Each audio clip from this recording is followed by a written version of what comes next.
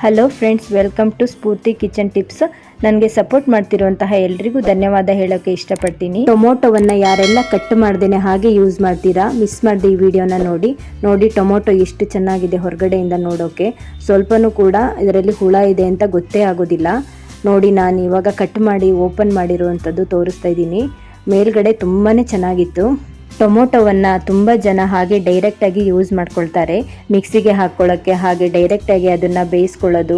ಇದನ್ನೆಲ್ಲ ವಿಡಿಯೋನ ನಾನು ನೋಡಿದ್ದೀನಿ. ಟೊಮೆಟೊದ ಮೇಲ್ಭಾಗದಲ್ಲಿ ಸ್ವಲ್ಪ ಓಪನ್ ಇತ್ತು ಅಷ್ಟೇ, ಬಿಟ್ಟರೆ ಬೇರೆ ಹೊರಗಡೆಯಿಂದ ತುಂಬಾ ಚೆನ್ನಾಗಿತ್ತು.